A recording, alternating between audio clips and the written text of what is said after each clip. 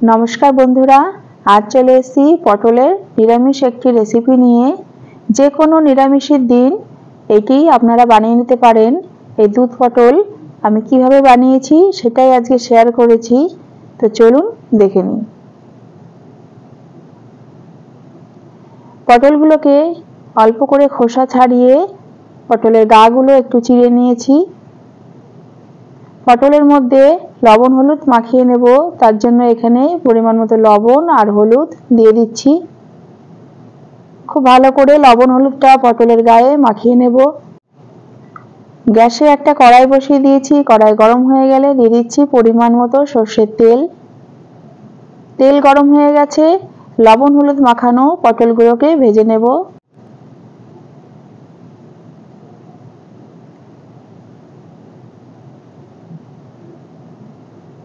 পটলগুলোকে একটু হালকা লালচে করে ভেজে নেব।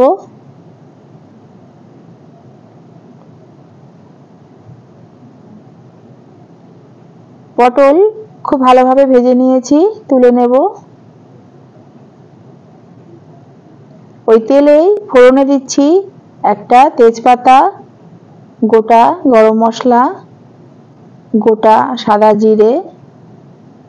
ফোড়ন খুব ভালোভাবে ভেজে নেব। ফোড়ন ভাজা হয়ে গেলে দিয়ে দেব আদা বাটা। আদাটাকে দিয়েও একটু কষিয়ে নেব। দিয়ে দিচ্ছি জিরে গুঁড়ো, জিরেটা আমি জল দিয়ে গুলে রেখেছিলাম। দিয়ে দিচ্ছি ধনে গুঁড়ো, ধনে গুঁড়োটাকেও আমি জল দিয়ে গুলে রেখেছিলাম।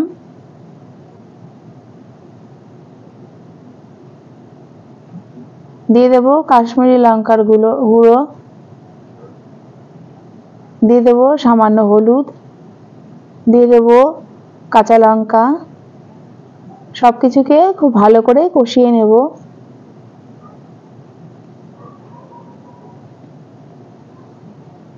সবকিছুকে খুব ভালো করে কষিয়ে দিয়ে দিচ্ছি ভেজে রাখা পটল। পটলগুলোকে দিয়েও একটু নাড়াচাড়া করে নেব। খুব ভালো করে মশলার সাথে পটলটাকে কষিয়ে নেব। দিয়ে দেব পরিমাণ মতো লবণ, দিয়ে দেব চিনি, চিনিটা একটু বেশিই লাগবে। নিরামিষ রান্নাতে একটু মিষ্টি মিষ্টি হলে ভালো লাগে।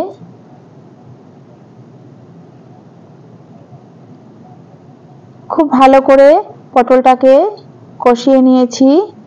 দিয়ে দেব এবার দুধ। দুধটাকে আগে থেকে জাল দিয়ে ঠান্ডা করে রেখেছি।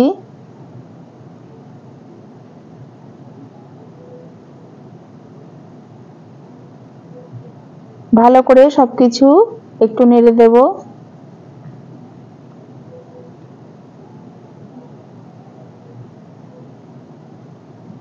ঢাকনা দিয়ে কিছুক্ষণ রান্না করে নেব। কিছুক্ষণ পর ঢাকনা খুলে দেখে নেব পটল খুব ভালো মতো সেদ্ধ হয়ে গেছে।